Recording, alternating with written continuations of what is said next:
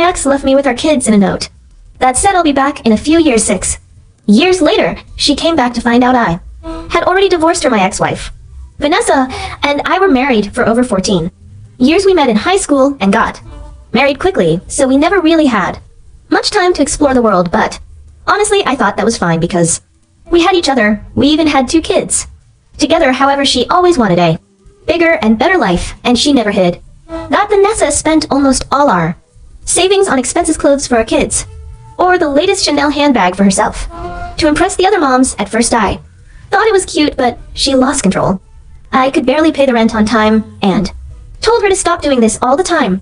I guess she couldn't take it anymore, because one night I woke up to a letter on the bed saying I was holding her back from achieving her dreams, and that she had found someone she could explore the world with in the way she'd always wanted. At the end of the letter, she wrote that she'd be back in a few years, and that we could pick up where we left off. When I read the letter, I started calling her nonstop, and even had her kids call her too, but every call went straight to voicemail. I had to explain to our young children that mommy would be gone for a while, and they were so confused. They asked if she was dead. I didn't even know what to say, but to me she was dead. It took me months to adjust to being a single father, but once I did, I started feeling a sense of relief. I no longer had someone constantly asking for money to buy things that would drain all my savings. I also didn't have a wife who refused to give me affection if I didn't buy her gold earrings at the mall. My kids started adjusting to the situation too, despite their despair when she left. Now I had so much more time for myself, and managed to earn enough money to become financially stable. A year after she left, I decided I couldn't handle still being married to her, so I hired a lawyer and filed for divorce. Since she was missing, the divorce was granted automatically. I sold our house and found a charming cabin in the town I had always wanted to live in, but couldn't because Vanessa said it was too rusty. I felt like I was living in a constant state of happiness and started truly loving myself for the first time. I didn't feel suffocated by complaints or the feeling of never having enough money to please Vanessa. I fell alive by the 3rd year after she left. My kids no longer mention her name. 6 years had passed since Vanessa left our lives with that letter. One quiet Saturday morning, as I sipped my coffee on the porch of the cabin, I heard footsteps on the trail leading to the front door. My heart tightened when I recognized her silhouette, wearing an expression that was a mix of determination and regret. She had the same confident smile she used when she wanted something. The problem was I already knew exactly what she wanted: to pick up the life she had abandoned, but this time I wasn't having it. Vanessa didn't seem to notice my initial resistance. She smiled and said, "Hello, darling, I'm back," as promised. Her audacity left me speechless for a moment. I looked her over, noticing that she still wore expensive clothes and flashy accessories. It was as if she hadn't learned a thing during her years away. On the other hand, I had changed a lot. "Vanessa," I finally said, "what are you doing here?" She paused dramatically, as if waiting for me to embrace her or show some emotion. When I didn't, she replied, "I said I come back, and here I am. We can pick up where we left off, like I wrote in the letter." I almost laughed at how absurd that idea was, but instead I looked at her coldly and said, "You think you can disappear for 6 years, leave everything behind, and come back like nothing happened?" She seemed surprised by my reaction. Clearly Vanessa had expected a triumphant return, not a confrontation. But I wasn't going to make things easy for her. I know I made mistakes. She began feigning humility, but I needed to find myself, and now that I'm back, we can be a family again. At that moment, my oldest son Lucas stepped out of the cabin. He was 12 now, far more mature than he should have been for his age. When he saw Vanessa, he froze. "Rose," she smiled, stretched her arms out, and said, "Lucas, my boy, look how much you've grown." He took a step back, clearly uncomfortable. "What are you doing here?" he asked, his voice heavy with resentment. Vanessa seemed oblivious to the impact her absence had caused. She tried to approach him, but Lucas backed away again. "You can't just come back and pretend nothing happened," he shouted. Before running back inside, I felt broken inside, seeing the pain in his eyes, but I also felt anger, not toward him, but toward her for thinking she could come back and force a reconciliation as if she had the right. "Vanessa, go," I said, my voice firm. "We moved on. You're not part of this family anymore." She looked incredulous, as if I were the ungrateful one in this situation. "What do you mean? I'm the mother of your children. I have the right to be here." Those words made me explode. "Right, you lost any right when you left your kids crying for you every night while I tried to piece together What was left of our lives, I yelled you. Abandoned us, and I'm not letting you do. It again. Vanessa tried to argue, but I cut her off. Oh, and just so you know, I divorced you 5 years ago, so legally. You're a stranger to us, her expression changed completely. It was as if she finally realized she no longer had control over the situation, but as always, Vanessa wasn't going to leave without a fight. You sold our house, she asked. Indignantly, where's the money? I almost laughed. It was typical of her to care more about material things than the people she left behind. The money, I replied, it was used to raise our kids and build a new life. There's nothing left for you if that's what you're thinking. She looked furious now, as if I were the villain in this story. That's not fair, she shouted. I sacrificed everything for this family, and this is how you repay me. The irony of her words hit me like a slap in the face.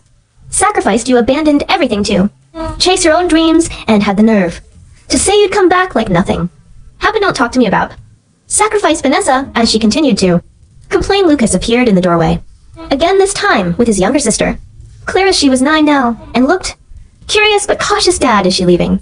Clara asked in a small voice. Yes, sweetheart, I replied without hesitation. Vanessa looked at Clara, trying to connect with her, but Clara averted her eyes that seemed to hit Vanessa in a way. My words never could. She started to sob, but I felt no pity. These were the consequences of her choices. She made one last attempt, but I was resolute. Vanessa, please leave and don't come back. After a few moments of hesitation, she finally turned and began walking back down the trail. This time, she didn't look back. When she disappeared into the trees, I felt a weight lift off my shoulders. I looked at my kids, who were now standing beside me, and promised myself that I would never let anyone hurt them. Like that again. We deserve peace, and I would do whatever it took to protect it. The months after Vanessa left seemed peaceful. At last, life was starting to take shape, and I felt like the kids and I had found our rhythm. Lucas and Clara were adjusting well, and I managed to balance work, school, and household responsibilities. Everything seemed fine until the day I was blindsided by a court summons delivered to my door. Vanessa was suing me for custody of the children. I couldn't believe it. How could she have the audacity to do this after everything she put us through? How could she think she had the right to take the kids from me? The ABS absurdity of the situation consumed me. I knew that in many cases courts favored the mother, and that filled me with dread. Even though I had been the only one raising Lucas and Clara all these years, I feared Vanessa's ability to manipulate people with her charm. The day of a hearing arrived. I was nervous but resolute. My lawyer had prepared me, but nothing could have prepared me for seeing Vanessa again. When she entered the courtroom, I was shocked. She looked completely different, dressed modestly, no makeup, with a somber air. It was obvious to me that it was all an act, but the judge and jury seemed immediately sympathetic toward her. Vanessa began her testimony with tears streaming down her face, claiming she had made mistakes but only wanted to make things right and be part of her children's lives again. She portrayed herself as a regretful mother who had only left her kids to work and secure a better future for them. Every word filled me with more indignation. I knew it was a lie, but her tearful voice and vain remorse seemed to be winning over the court. My lawyer reminded me to stay calm, knowing I'd have my chance to speak. When my turn came, I took a deep breath and started to tell the truth. Your Honor, I'm not here to attack the mother of my children, but the truth must be told.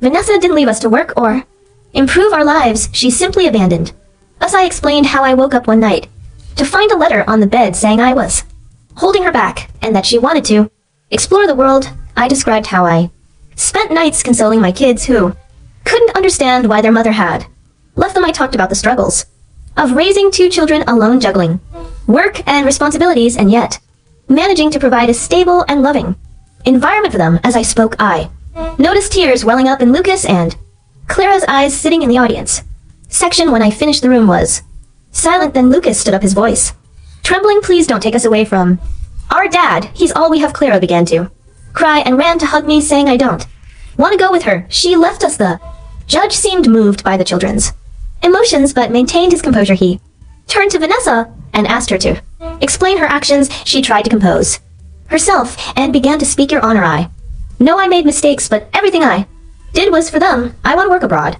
to secure a better future. Yes, it was hard, but I was making sacrifices to come back and give them a better life. Her arguments seemed rehearsed, but it was then that my lawyer stepped in. With your permission, Your Honor, I'd like to present evidence that contradicts the mother's testimony. He showed the court a series of photos and posts from Vanessa's social media accounts in them.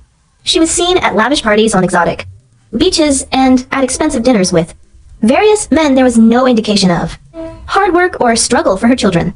Instead, the evidence painted a picture of someone living a carefree life, financed by others while I faced the challenges of raising 2 young children. Alone, the impact of the evidence was immediate. The judge's expression changed, and the jury murmured among themselves.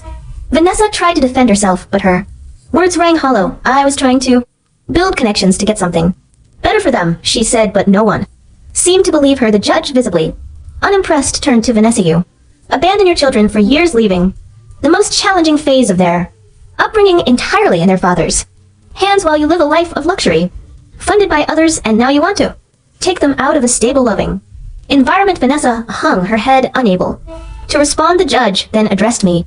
Sir, your testimony and the evidence presented clearly show who has been there for these children. Considering everything said and the preferences expressed by the minors themselves, I grant full custody to the father.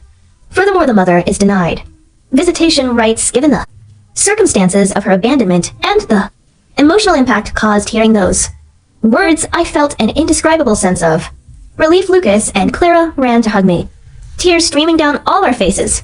Justice had been served. Vanessa left the courtroom without looking back.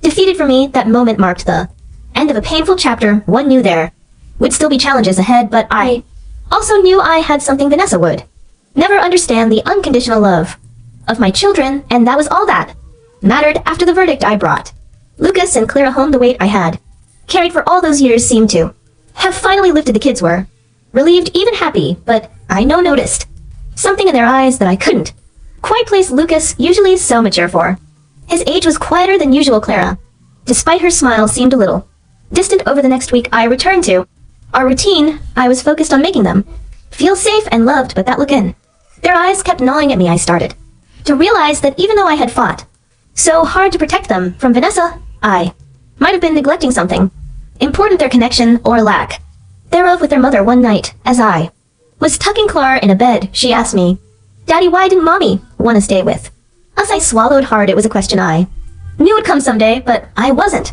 ready to hear it yet. I answered carefully, "It's not that she didn't want to stay with you, sweetheart. Sometimes people make choices that end up hurting others, even if they don't mean to." She looked at me with those big, curious eyes that were full of questions she didn't yet know how to ask. "I think I miss her," she said quietly, "but I don't know why."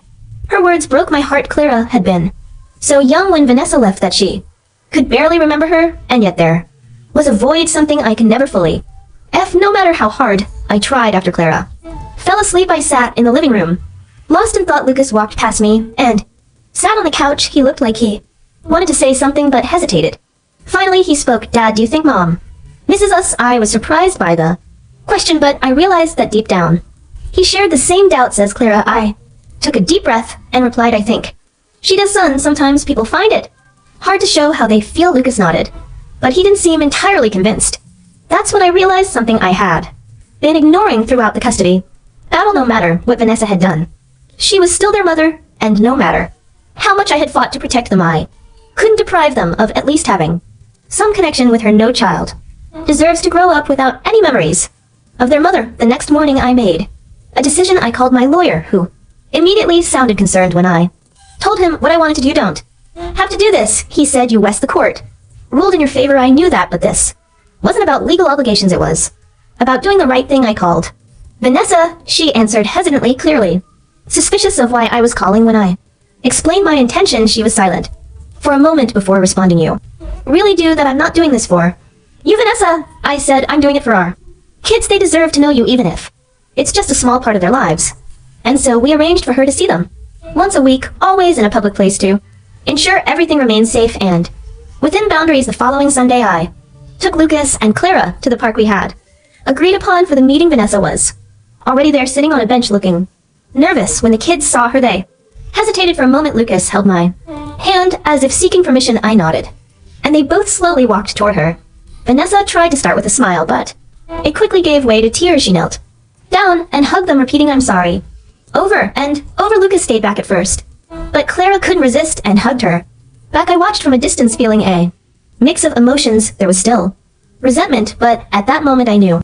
Taking the step was the right thing to do. It wasn't about forgiving Vanessa or erasing what she had done. It was about ensuring my kids had enough memories to form their own understanding of their mother. On the drive home, Lucas finally broke the silence. "Thanks, Dad," he said. Quietly, I looked at him in the rear mirror and saw a small, genuine smile. Clara was tired, but seemed more at ease.